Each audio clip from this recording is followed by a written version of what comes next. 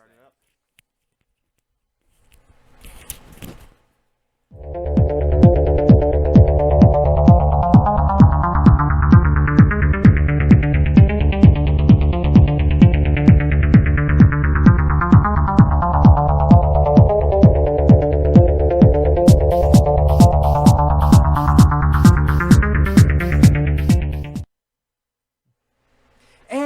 Welcome back. We're back. It's Friday, and welcome. And we don't Geek give Gotta a... Oh, Say. no, that's Kiss. Sorry. We're having fun. We're having fun every Friday. Right here. Right on here? Geek Gotta Say. Here? Right here on Geek Gotta Say. I'm making them take pictures. I'm posing. So, finally we got Chris back. I'm back. Yay! After a long time, we've missed you. Yay. And we have a guest here, Brian Lerma from Edify Creative. Yeah. So how's it going? It's going great. I'm happy to be here. Very awesome. Very awesome.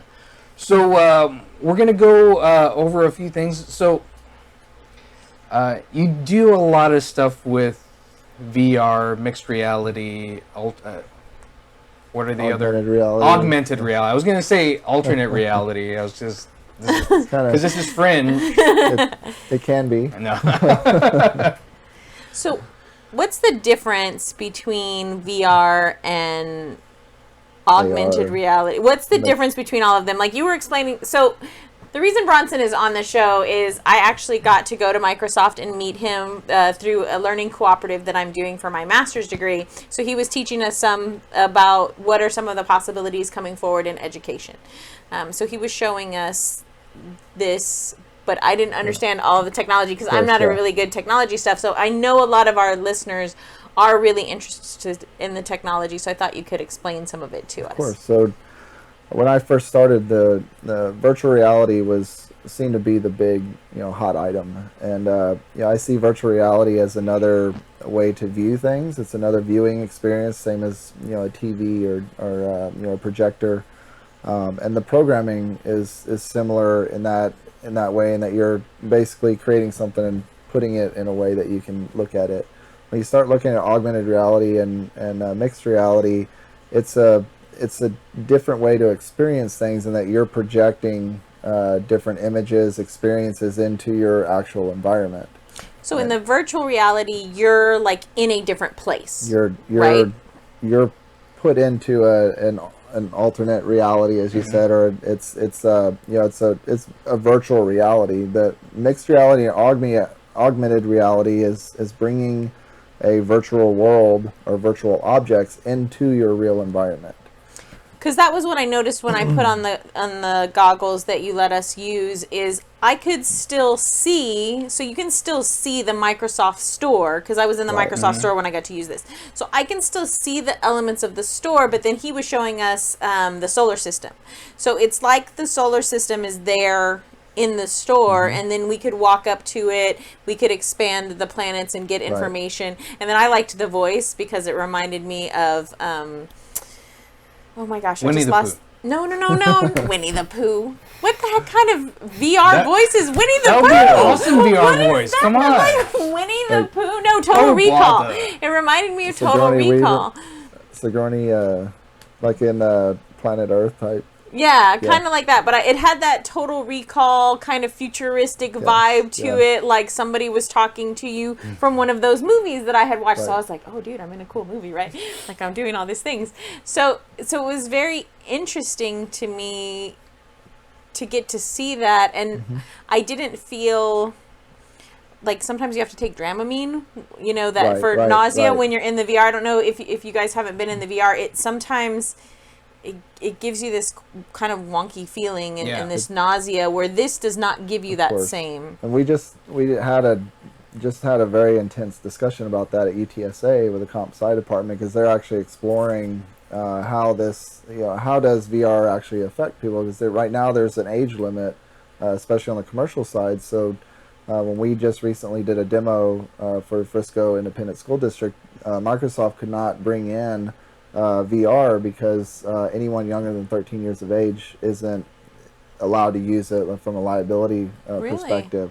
And so, but it's one of those things where it's kind of like, don't sit too close to the TV type deal, where they really don't know the long-term effects of it. They know there could be some, but there's a lot of variables, so it's really hard to understand what the one issue may be, or what the long-term effects might be from. Well, all the things that people are getting to buy that they can put their smartphones in, that is giving like a VR experience, right? You're Yes. getting that kind of experience. Well, like, to put it into your terms, it's Pokemon Go, where you turn off the virtual world, and you can. That's kind of like that, but to a whole other level. Right. Because you can I actually would totally expand play stuff and Pokemon. look at I stuff wish in like that 3D. tech was like. I wish that tech was inexpensive enough. I would totally play Pokemon Go with that tech. I can just imagine like walking around the park and literally seeing like a little Pokemon beside me, where I could like literally like throw out a ball. That would be super cool. That would freak me out, but it would be cool. And that's where it's headed down. It's going to be a while, but as the technology gets refined, as it gets smaller, that the HoloLens is eventually will be similar to glasses, and so you can wear them. You'll be able to wear them out. It eventually replaces a lot of the electronics that we have. You no longer need a cell phone. Everything can come up in a virtual screen in front of you, and you interact with it with your hand motions, just as their gestures, just as you do with the HoloLens. Cool. We So- have a comment from one of the viewers. First of all, Black and Silver Diamond says hi. Hi, Black and Silver Diamond. Hi. And Black and Silver Diamond also says, I think VR in gaming is a fad. For medical reasons, it could be useful.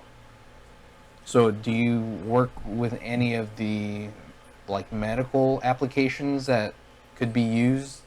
So with this? I'm not super familiar with the medical aspect of VR, but I do know that it can be extremely helpful. One of the I guess barriers that I've heard about is the delay in feeding information to virtual reality, where if they're trying to do, because the first obvious use is to do remote surgery, and whenever you're feeding data from any distance, you're going to end up with a delay, and for some reason that's caused issues, and that's why they haven't used virtual reality for doing remote surgeries. It does play a role, and my main focus is bringing all of this into the commercial world, into businesses. How do you adapt this into a business? How does it actually affect their, is there a return on investment? Can it help with sales? Can it help increase their productivity? Can it increase efficiency? There's so many different applications. When you start looking at the medical world, one aspect that was just a conversation earlier today is actual medical training. Yes, Like, that's can what I you- was thinking as soon as I saw it. Because our kids do dissections, and a lot of Yeah, people like talk about like frog the frog dissections dissections or and fetal stuff, pig and not wanting to dissections. have to do that anymore. So imagine you're, in medical school, and then rather than having to have these cadavers or anything, you just you have that. Right. And so with virtual reality, that it's definitely a use case. The problem or the implications with that is that with virtual reality, you're completely enclosed in a different environment or in a virtual world, and so there's a safety aspect to it. So for businesses, they don't necessarily like the fact that someone's completely enclosed, especially if they're doing something that's interactive, because there's liability associated with it. With mixed reality, you can do a lot of the same scenarios, but you can still see your environment, so it's completely safe. You don't have to monitor someone. There's no chance of them, tripping over or falling over with it. So I do think there are use cases for virtual reality.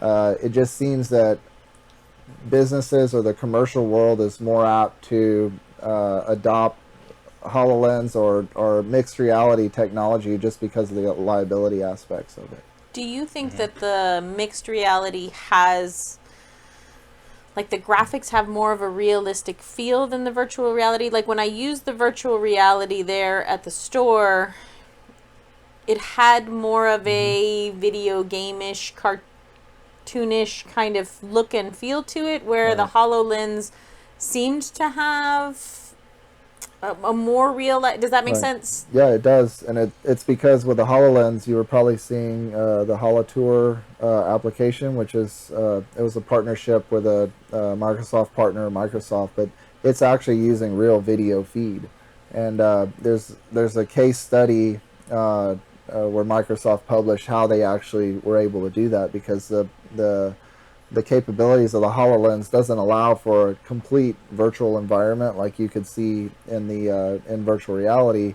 They actually had to change. You have high resolution wherever you're looking, but as soon as you go away from that, the resolution drops dramatically so that the processor can keep up and do That makes sense. actually So create it. You're just clipping the graphics. Exactly. Okay, yeah. Exactly. And they tried, according to the case study, they tried actually stopping it, but whenever they did that, there was a delay with it coming back up, so they actually had to just reduce the quality of the video feeds. But that's why it seems so real. That's probably the one I think that you remember. In virtual reality, it's it's basically whatever the creator or whoever designs it wants the look and feel to be. And because it's more gaming experiences, usually it's typically what you would experience in a 3D game. Okay.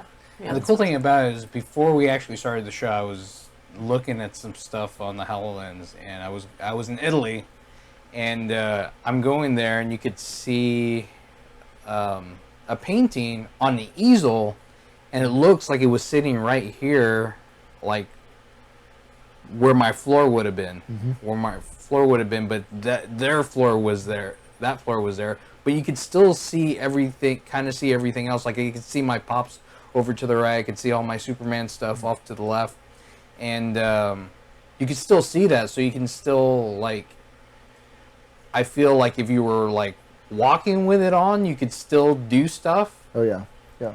And that's a cool aspect of it that I. Well, I was going to ask you how you did, because he does have motion sickness problems and has to take Dramamine, and before he has done some virtual reality stuff that has made him quite nauseous. So I was wondering. Well, the new stuff, it seems to be the refresh rate.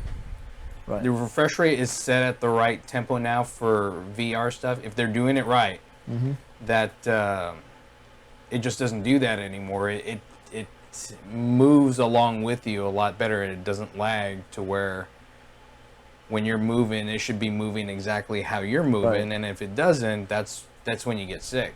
But when you're looking and it moves as fast as you're moving, then that's where there would be less time for There's to make you definitely sick. a lot of variables to it, and one of the variables that I've heard and seen in articles is that typically when you're just looking at the real world, whenever you focus on something, stuff out of your vision or out of that focal point is usually kind of blurred or out of focus, and that's what our brain is used to. And so they think that part of the issue with virtual reality is that it's showing you something where everything is all in focus, and that affects the way that we experience something. And so and just I was air crew in the military back in the day. There's so many different variables that contribute to motion sickness. And so if you're on an aircraft, you have your pressure differences with the pressure changes. You have dehydration. You have noise. And then if you have also temperature can affect it as well. And so it's the same thing with virtual reality in that there's a lot of variables, and some of the variables are associated with the actual person. Some people are just more apt to become motion sick than others are, and some people have different triggers than others. And so that's what makes it so difficult with virtual reality to really pin down, what is the true cause? Are there ways to overcome this? And some of it is in the programming, the frame rates and the HoloLens. That is a factor of, but you have a very small window of what your frame rate can be with a HoloLens, so it doesn't really. You can have jitteriness, you can have those aspects to it, but it doesn't seem to affect people like it does in virtual reality. Wow. What about travel simulation or army training? I thought that travel comment. simulation would have been we were talking about that too, is something, especially for those of us teachers who teach in a Title I school, where our students don't leave their sector of the city, and especially since you're from here in San Antonio, you know how that is. People get stuck in their section of the city. So to give them that experience where they can go to the Grand Canyon and see the vastness of it, Right. I think that would definitely have. Yeah. Or to be like, the cool thing is a lot of times you get to see the Grand Canyon from up above, but how often do you get to see it like down in there? Right, Unless you go right. down there, and it's like difficult to get down there, or really, really expensive. To be able to look around and see what that's like, because I haven't even done it, but if I were to experience on something like a HoloLens, that would be kind of cool. Yeah, it's definitely, and you know, the cool thing is that you would initially see it as a deterrent to travel, but it actually, once you've seen it and once you look at it a lot, it makes you want to go there even more, because the things that you're seeing there, you don't realize that they're there, and it you know, it piques your curiosity about it. And so, You don't get the smells there that you're, oh, well, maybe I want to experience that one. yeah. And so I just saw that crepe being made. I want to taste that. Yeah. Do that. Right. And So is that some of the commercial stuff that you're looking into, or what kind of business side? Because Well, I know the- that you're in the business side. Yeah, to answer the Army question first, and what was the specific question? Is Army training? Just Army training. So I actually, the Fort Sam, the Army personnel at Fort Sam actually brought me in to look at their process there, and it's actually for combat medic training. And so how can they create the stresses of the environment of medical training to where it can help them actually realize the stresses, but be able to do what they're supposed to do the procedures in a very stressful environment. Part of their problem is that they can create the sounds, the shooting guns. They can put smoke in the rooms. They have mock-ups of different scenarios, but ultimately they're running up to a resuscitation mannequin, and that urgency kind of goes away once you realize you're working on a mannequin. And so I suggested different ways for them to utilize, like the mixed reality, where you can actually detect the mannequin, and it would actually animate it so that it gives you feedback on the different procedure you're doing. So you can actually overlay something like over something that's in the visual field. Yes, Really? with mixed reality, you can detect images and objects in your real environment, and then place either anchor images or animations to that particular object, or you can associate it around that particular object. And Well, so, you could almost use that for like combat training. so That's pretty combat training, that fascinating. actually starts to, that spills over into every aspect of the commercial world. Yeah. Someone who wants to do a maintenance on a pump that's in a commercial industrial application, they could go up there wearing the HoloLens that would recognize that particular pump, bring up options around it. Are you doing maintenance? Are you replacing the pump? You select, I'm replacing it, and it would give you the instructions and basically walk you through replacing that pump. And so it really creates an opportunity for companies to streamline maintenance aspects. It gives them better control over everything. Once that's done, there could be a checklist that they actually did all the items, and then that could be fed back to a reporting And it could be portion of the company. It could be trained to them as they're actually doing it, That's Right. crazy. without That's really actually cool. having to you have to take this whole class and show you how to do it, and you have to remember it. Right. So if they have the basic skills to do the task, then they can go into it, and it can walk them through everything as long as they can do the basic aspects of it. Yeah, which, like in use that a case, turning socket wrench. which, Yeah. at this measurement, and then open this up. So what's the length of time that somebody could wear something like this, and do we not know yet? Like, I would assume you would get some type of acclimation to it, right? But I haven't seen any issues. I know the developers are the ones pushing the threshold on that, because they're plugging it in while they wear it. So and they'll use it for. I've heard of them using it for 7-8 hours on end. I think just like anything, you get used to it, because you'll start to, depending on how you wear it on your head, it'll start pushing on certain parts of your head, and it's not heavy like virtual It's not, reality yeah. is. So I've seen using virtual reality that over time you start getting stress in your neck, and it starts to get a little sore. But with the headset for the HoloLens, it's built really well, where it distributes the weight really well. But I've noticed that if you haven't used it, it takes a couple days, or after you've used it several times, you get acclimated to it, you get used to it. So And that technology is just going to get lighter as the years it's only go going by. to get better, right? Yeah. So Well, because I know Google came out with Google Glass, and which doesn't do the same thing at all that this does. right. Just because with this one, there's like 4 different cameras, like mapping everything that you Right. said. So it's not just 1 or even 2, like you said the iPhone 7 when we were talking before we started the thing. Right. Is going to have 2 cameras that you could kind of do that with. This one has 4 cameras, and it's all self-contained. You don't have to connect it to a computer.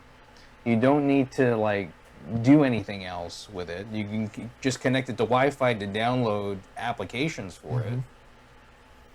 And you can access the menu like within the glasses, or right. The menu comes up, your main menu, and that's basically where you start from. There's 2 main gestures you select just by doing this motion, or you can open and close your menu and applications by doing what's called a bloom. So, and it takes voice commands too. It does voice Black and commands Silver as well. Diamond says VR sounds amazing. I would so watch a VR Spurs game. Don't they do that? I Do think they VR do, Spurs yes. games right now? Really? Mm-hmm. So they put the camera set up in one of the seats, or like, and then they can sell. So 'cause it's like you're close to the game. right. Oh, how So crazy it creates is an that? avenue for these venues to sell infinite number of tickets based off of Yeah. one seat. And so you can if you can't make it to the game, or they can make a cheaper version of the ticket where you could experience the game from a certain point. You can take that to new levels, like you could have 4 cameras, or in a quarterback's helmet, and now you could actually experience VR as if you're actually in the quarterback, that quarterback's would be cool. shoes. Like there's would love there's that. so I many would love different that. Did you see my face going? Yes. I was like, tell me more about that. so there's Would you like to know more? you can really take that to all kinds of extremes, and it really becomes like what technology, or what products would be created to do that. You'd obviously have to have a whole different camera setup. Mm-hmm. See, but And, now I'm back to Total Recall again. This is very Yeah. Total Recall for me. Like, you can Yeah. just go on these vacations or go on these excursions, and you don't have to go there. Right. But then, like you said, if you liked it enough, you would want to go You there. really want to go, right? Yeah. It So, like, if creates you a were buzz about afraid it. of skydiving, let's say, but you went to this, and went through the HoloLens and you were skydiving, and you were like, okay, that was really, like, scary, but not so bad. Like, I kind of thought it was actually really cool. Like, maybe I'll go Yeah. do it, So, And also for training, so you can actually go through the motions of what you would do, looking at your altitude and everything, and you have a lot better understanding of it. And we, when I was in the military, we actually had a application where you were hanging from a harness and you had 3D glasses on. This was over a decade ago, and you actually went through the scenarios. You could get malfunctions, and you'd have to get yourself out of them. But you could look around, and you would try to pick your target spot where you would land. So it was a really good simulation. And so a lot of the thing with VR is that the experience, if it stops with you just sitting in a chair, then you only get so much out of it. If you can actually start to include your outside environment to where it incorporates with what you're doing in virtual reality. So, for instance, if you have a completely wide open like tarmac where you could drive freely and not worry about hitting anything, and I've seen a video where they did it. You could have virtual reality experience where you're actually driving through that experience, but you're really driving in the real world. So you get the true forces of everything, and feel what you're experiencing, and it that really adds to it. well, one of the things I really like that you told us about at the store, and I think some of this is because we just did some remodeling on our house and it didn't go as well as we had planned, that one of the things you were saying is you could like be there real time, like on a lot or even in your home, but you could be there with the contractor and be like, okay, well, what if I, did this and what does it look like? And you can, because a lot of people are very visual. So if you could see, like, this is what it would look like, and then you could go, yes, that's really what I want, and then you and the contractor would be in the same place and know that that's really what you wanted. I thought, oh, that would have been fabulous. And they make like the 360 cameras now, don't they? That do it in one shot and don't have to like pan. Right, you can. Yeah, you have 2 cameras and it's already pre-stitched. And Right. I think it's the Matterport is one of the leading ones where they can create that. That's in virtual reality, and you're looking at everything from one perspective. So with mixed reality, you typically can walk around the virtual environment, and there's what I'm seeing is that they separated, and Microsoft separated themselves from augmented reality because they initially promoted the HoloLens as augmented reality, and soon realized that it was different. And a lot of the big difference was really the mapping aspect of it. And mobile devices are starting with dual cameras. They can now map, because if you have 2 points that you can actually triangulate, and you'll know your distance, and it can actually project images on your on a surface that it can that it's mapped out, just like the HoloLens does. So the barrier between augmented reality and mixed reality is starting to get a little blurred as these new devices come out. And so to what you were saying earlier with the construction aspect, you could actually use a mobile device and just hold it up, and you're looking at what that new environment would be. So if you wanted to see from a finish out standpoint, if you wanted to see what a certain type of tile looks like, you could hold your phone up and see get kind of the same experience. It's not going to be as good as the HoloLens, but it would be able to detect, hey, this is the floor, and change the tile on the floor so that you could see what the tile would look like.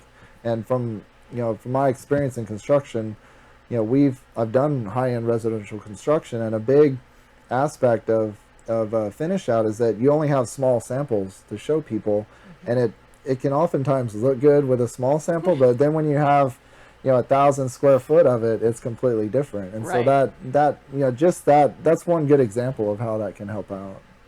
So are you looking at through Microsoft? Are you just looking for these companies to start picking this up? Are you looking for people to like kind of write some of these apps? What are you guys looking for in the future as you go forward with this? So I started Edify Creative basically as a offering to companies to help modernize their businesses. One of the big issues in business is that business owners, business executives, and even the employees of businesses are always slow to embrace new technology, even though it can help them out tremendously. And so Edify Creative was really started to help with that modernization process. And my background is business. I do have programming experience. I bring everything from my background into this one offering that helps them across the board. So for instance, we met with a robotics company this morning, and they're interested in it. They know it's going to help them, but they don't know how to start. And so it usually starts out with a discovery phase, and that we help them understand what the technology is. Once you explain it to them, once they see it, especially with the HoloLens, once they see it, their gears start turning, and they're like, oh, well, can we do this, or what about this? And they're all possibilities. It's just at that point you have to really consider the cost of developing it, and what is the return on your investment. And our goal with Edify is to make sure that what we're presenting and what we're creating for them will actually create an impact, but also create value in some form or fashion. And it's easy to do in sales because you usually have a direct return on investment.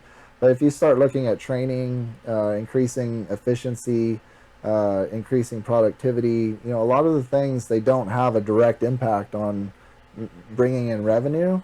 But a lot of the executives, if you explain it to them and show them how it's actually helping, they get it, and they'll actually look at doing it. So for us, I think augmented reality is really the next big I guess it's the next big thing across the board for business, especially for marketing and advertising. You're going to start to see a transition with websites going into the virtual world.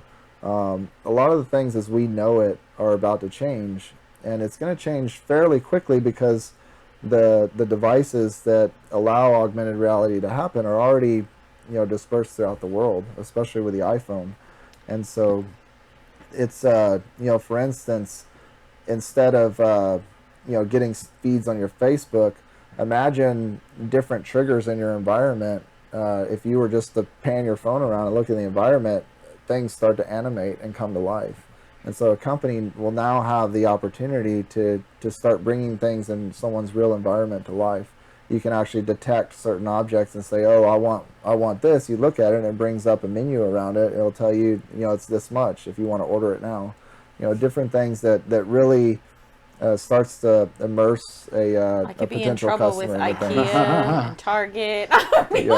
We have another question. I have a question. I'm majoring in graphic design. Will VR help in any shape or form in this field?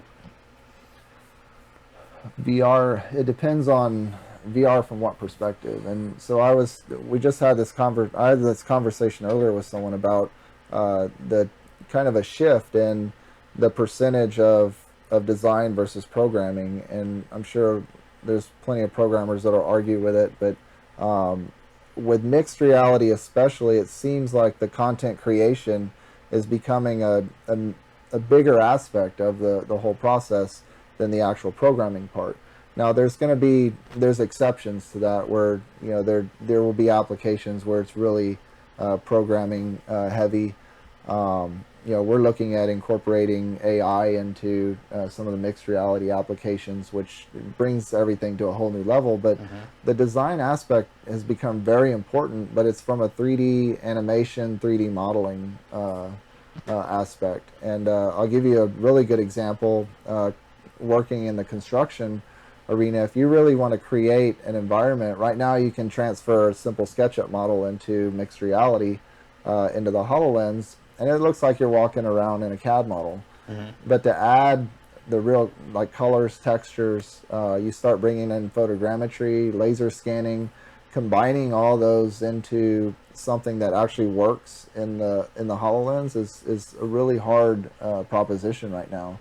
And so having the good designers, having the animators, that's going to be really important. And I'm already seeing a shortage in that market. So while we've been talking about the HoloLens, it's sitting right here, right in front of me. If you've never seen one, can you show us what it's like? And I think it's good that you were talking about the careers. I don't think that people realize what's available here in San Antonio. And that's one of the reasons why Vincent and I want to do this show and have people like you on the show, is to show people that Austin is not the only place in Texas where technology is booming and where we have intelligent people and we have creative people. Because technology is really booming here in San Antonio. Really booming here in San Antonio. And even some of the community colleges now have associate's degree programs where people can start to build their portfolio and get in on the ground running. And you've just talked about all of your experiences that you've had in life, and you've been through this and you've been through that. And a lot of the young people out there need to know, you just got to jump in, right? You got to get in there and you just got to start getting the experiences and trying it out and building things and building a portfolio and making things and starting somewhere. Don't be afraid to just jump in there, right? And just because you're in San Antonio doesn't mean you're not just as good, because we are, So I'm seeing going to different cities. You get developer pools based off of a lot of the major corporations that are in that city. So you have a wide array of any type of developer that say USAA would use. And so in San Antonio, there's still I've had companies come over and they can't find an Android developer to save their life. But there's plenty of C++ developers. There's plenty of developers that are doing stuff for USAA or doing stuff for some of the oil companies. So there are shortages in San Antonio. If you understand where those shortages are, then you can go to the appropriate cities based off of what's already there. That's one way to look at it. But as far as virtual reality, augmented reality, and the HoloLens with mixed reality, the content creation is becoming the major aspect of it. And as I told you earlier, I was recently up in Dallas doing I was helping Microsoft to demo the Microsoft HoloLens to students that are going through a Mindbender Academy, which is a 1-week program. Each day, a major corporation comes in and shows the kids their latest and greatest technology, and it's all hands-on. So, it's the education sector is in great need of something like this. They're still using textbooks. It's not a very good learning experience. It's it's all we had, to date. But if you put a child with a HoloLens and they're experiencing a dinosaur around them for real, they're looking up at it, they can see the bone structure, they get a true idea of the size of it, they can see how it acts, what it eats, they're going to remember that because they were immersed in that experience. And so the problem is that how do you create all that content? Like, how do you replace a textbook? I mean, you're talking about like a movie production. And how do you find time for 32 kids in a classroom to have a chance? Right. Because to have this tech, because it's not plausible at this point for the school districts with the budgets that we have and things like that to get enough tech for. So I've my answer to that is start with augmented reality. If you have a textbook, there's going to be aspects in that textbook where you could scan and detect an image in that textbook, and it will bring that to life, and they could see, like, it could be a battle, it could be a dinosaur that comes up out of the book, and they can see it, and just looking through their phone and understand it a lot better from a visual standpoint than to read about it. So. And then even if we could get just a couple of these, this would just be an enhancement and an enrichment, something that the kids could go and do. It's a start, and as more companies and more organizations start creating content, then I think schools are already purchasing them just so that the kids can see what it's about and they can understand it. And some of them are starting to, they already have coding programs built into the schools. And I've also have discussed the idea with universities, even local universities here, where they want to incorporate this technology not only to bring students to their university, but to have students go through a program that immerses them not in programming for them, but using this technology in different industries. So like aerospace. This could be used for like 3D modeling, and there's a number of like things you can do with 3D modeling, from printing something out on a 3D printer, or designing cars, or whatever. Yeah, any engineering aspect where you want to look at the model you're working on, and there's I think in one of the keynote events they brought NASA in, and they showed how they used the HoloLens to work or to design the new rover, which is going to be used on Mars. And so they actually could interact with it. They had four engineers with a HoloLens all looking at the same rover in front of them, and they could actually interact with it. So it actually helps in many different ways. It's just what can you come up with, and that's kind of where we're at with Edify, is that we go into a company and it's not us really telling them what we're selling them. They're coming up with how they can use the technology. Once they understand it, then they're coming up with the ideas themselves. Right. So very cool. So this is the HoloLens. You can see it has like 4 cameras on it, and it's all self-contained. You don't need to connect it to anything else. I guess to charge it, you would have to connect it to a power source. Charging port right here, so it's just a standard plug-in charger. Takes about probably an hour to charge. One charge, you can get 2 to 4 hours of use out of it. Did you design this? Or? No, this is Microsoft. It's Microsoft HoloLens, and so what we've been doing is helping the stores. The stores don't have a HoloLens for the most part. There's a few throughout the country that have them, but we've been helping to do demos and show some of the things that we're doing, and also give Microsoft customers an idea of what they can use mixed reality for. Seriously, one of the best uses, at least for me, I've seen for that was I forget what company was working on it, where they used the 4 cameras to scan, and for people like me that are visually impaired, it would give you haptic and auditory feedback around you, so you know what's around you without seeing what's around you. And I've seen that with some of the augmented reality glasses that are coming out as well, where it can actually map. And I guess with the phones having multiple cameras now, it'll be it might be an option with that where it could vibrate whenever it senses that you're and give you commands on what to do based off of what it's seeing. So this has sound as well. It has spatial sounds, so these 2 speakers right here, right above your ears. But what's cool about it is that it can make it. The spatial sound means that it makes you feel like you're hearing something from somewhere else, and it's not necessarily coming from the. It's really speaker. cool. Yeah. It's really cool. Yeah. But yeah, it's it's simple, but it's actually beautiful in design. It's a very really cool. robust. The only thing I see about this, because this is what $3,000 to $5,000 just for that. This is a developer edition, so it was $3,000. Wow. But the because it's not necessarily consumer ready right now. I know I asked you that before, but it's kind of the difference is, and there's not a big difference unless it's you're in a commercial application. So being able to connect to a local area network, having a demo mode, there's certain aspects that really pertain to like a commercial environment. The other thing is that the developer edition doesn't have a warranty, so which hasn't been an issue at all. This has actually been on thousands and thousands of heads with demos, and I've had no issues with it whatsoever. I've actually dropped it once. The case is extremely well built, well thought out. I mean, just everything is the only thing I would see them improving upon is just the size, and they're supposed to, what they're saying is they're supposed to come out with the next version in 2019. They skipped version 2.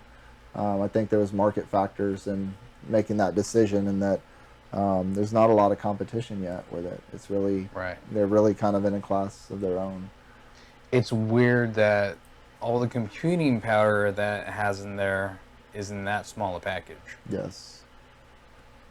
Because something to do 4 cameras like that has to be pretty beefy system to be able to push that. And that's it does have its limitations in programming. You have to be creative sometimes to build something, and a lot of it comes on the design side. So go back to that question earlier about the design aspect.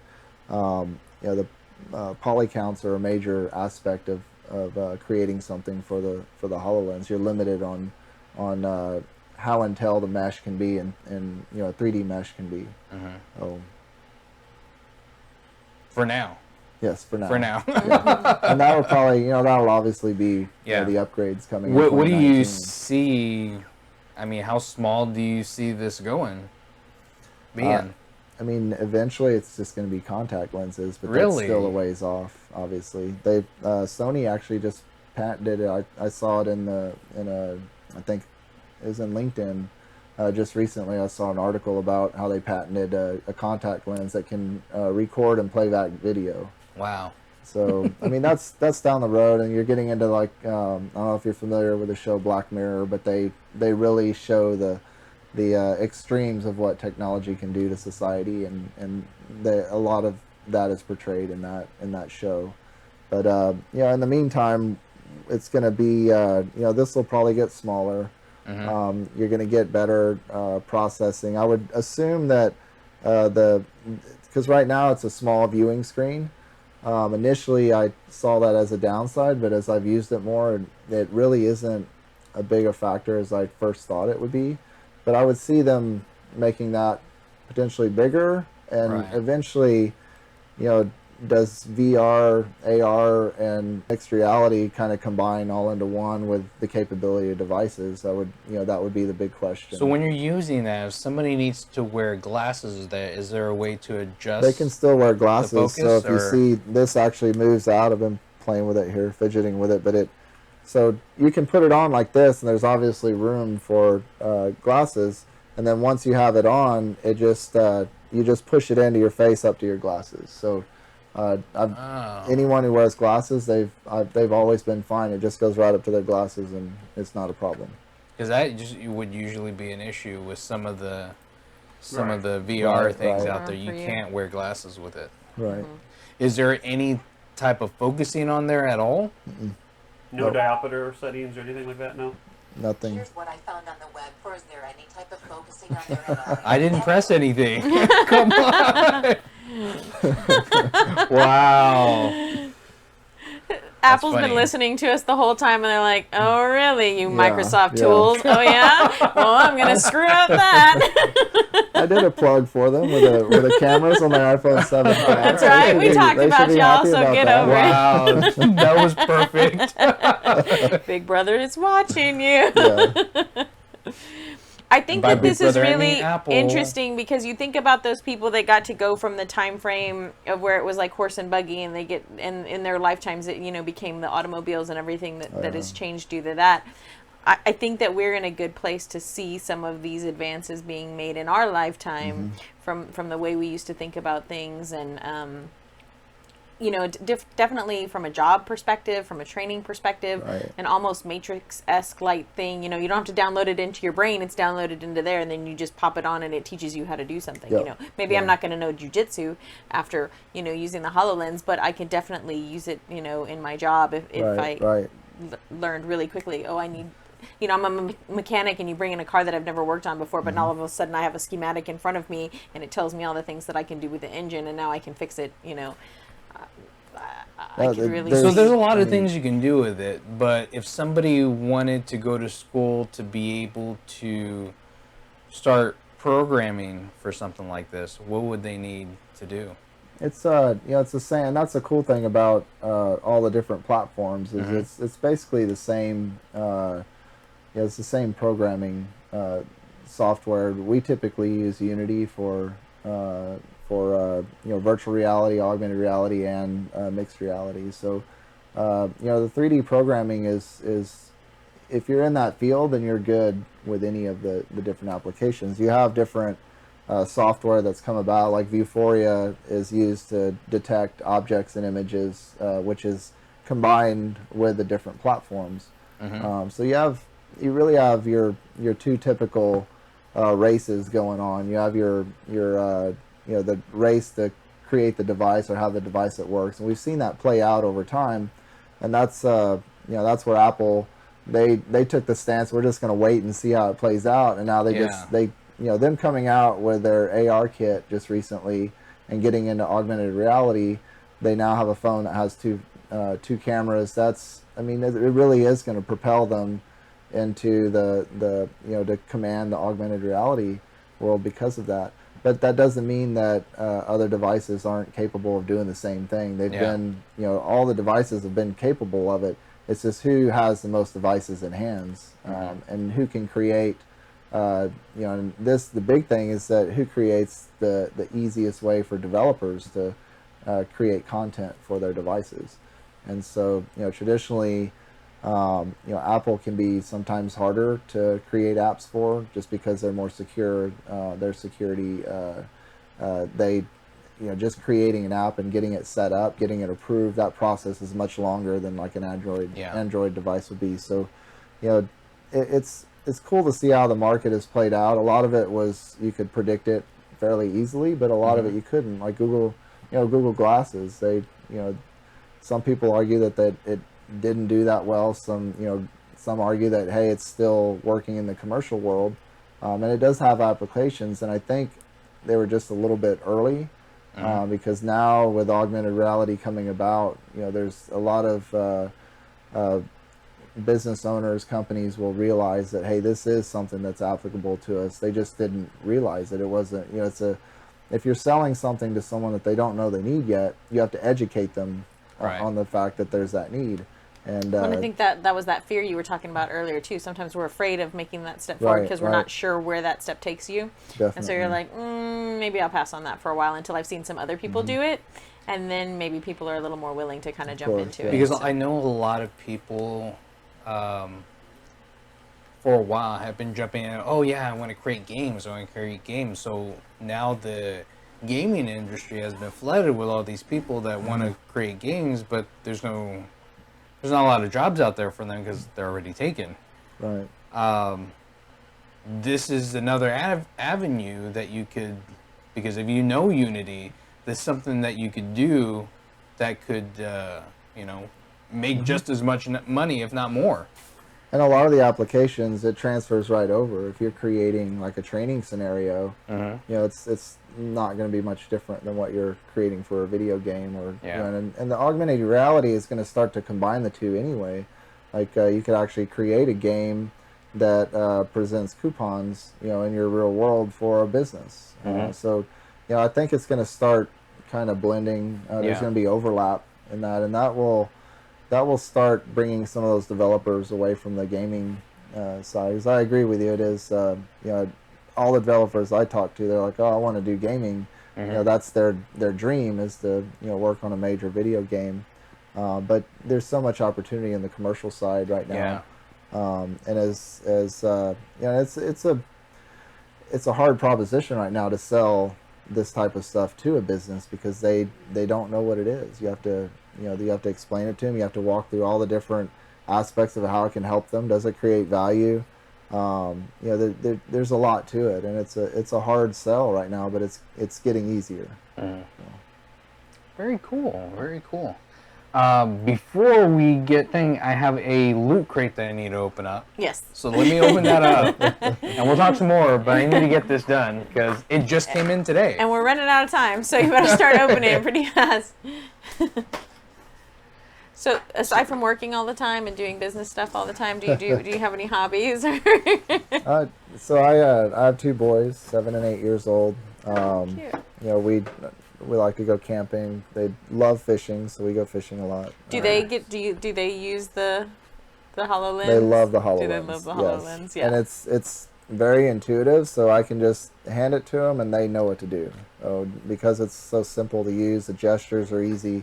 They can get through it fairly easily. And they have their go-to applications. Like one really likes, my oldest son really likes Robo Raid, which is a game where you've got robots flying around, you're shooting them, and they're firing back, so you have to dodge them, and he'll sit there for hours just playing that. So I like it because he's up, he's moving around, it's really interactive.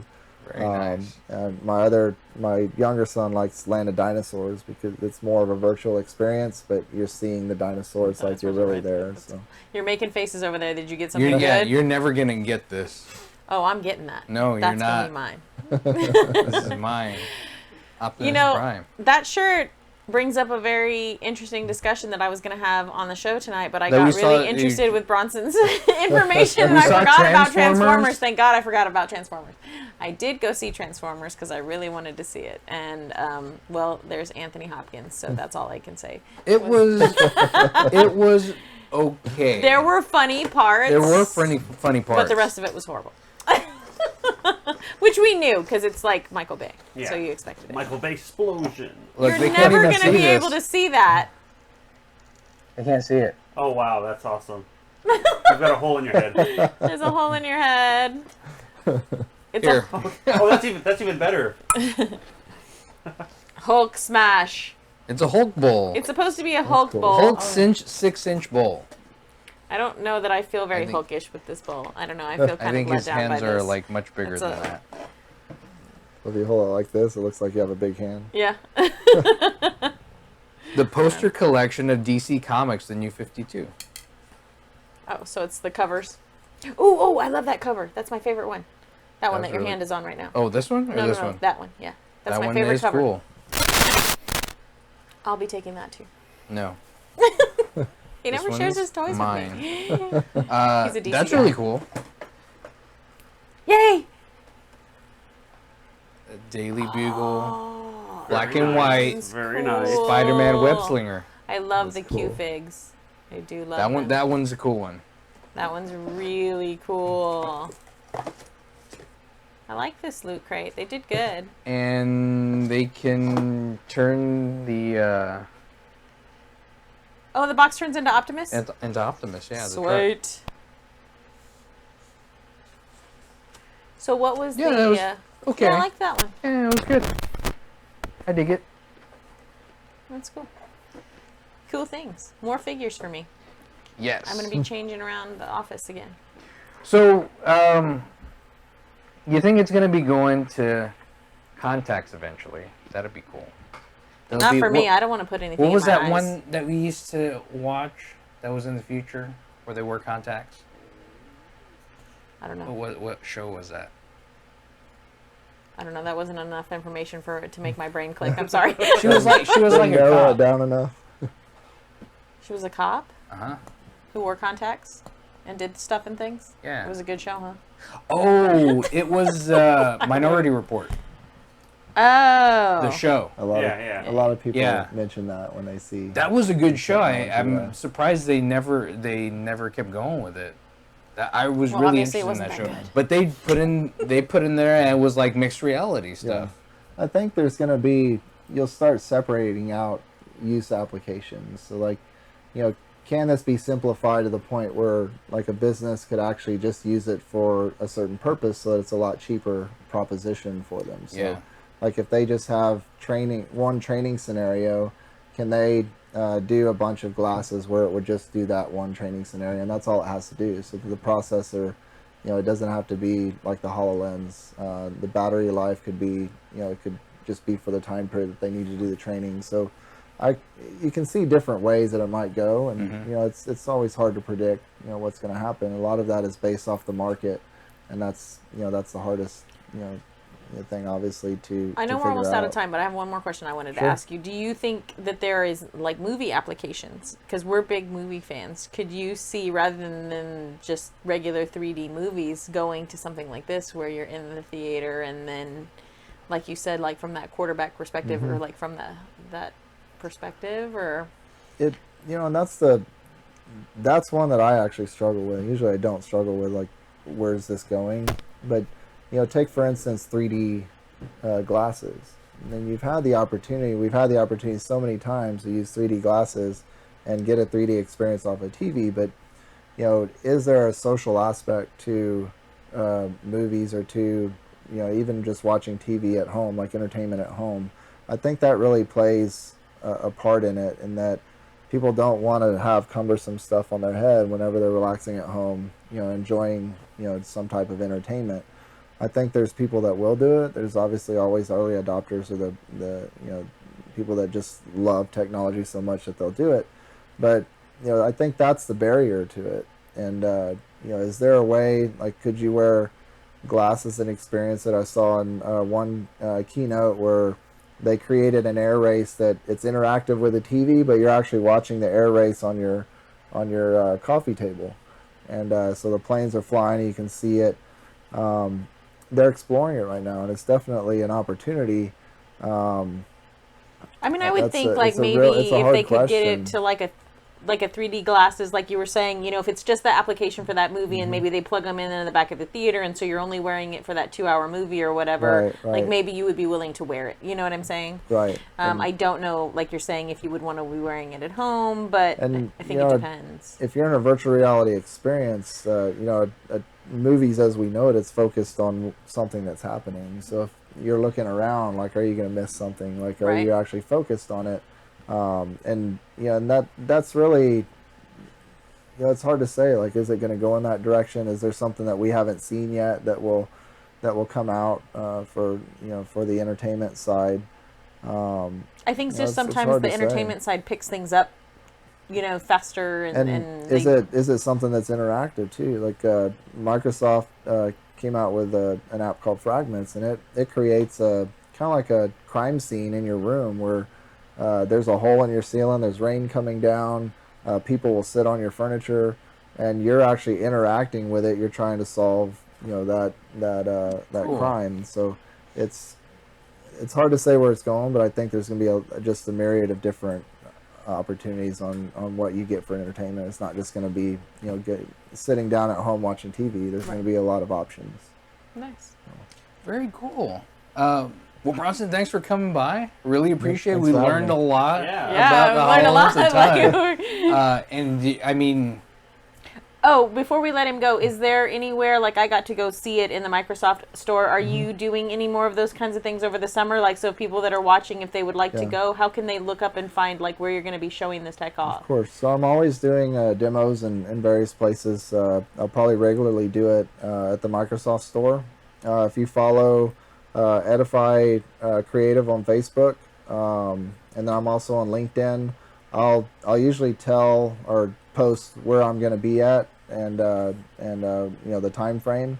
And also, if you want to reach out to me on Facebook or on LinkedIn, you can, if you're in the nearby area, I don't mind going by and giving demos, of the HoloLens as well. It all helps to promote the whole industry itself. Right. So I'm always happy to do that. very Okay, cool. so we'll put his information up on our Facebook page. I put it up on Twitter, but I couldn't find a Twitter for you, so Yeah, I haven't done Twitter. hasn't done this Twitter year. yet. But we'll put up his information so you can get a hold of him if you'd like to go and try it out. Because you really would Yeah, like you to really go. need to really would like to check go it try out. it out. Yeah. You really would. So. Because you feel like you're in Italy, checking stuff out.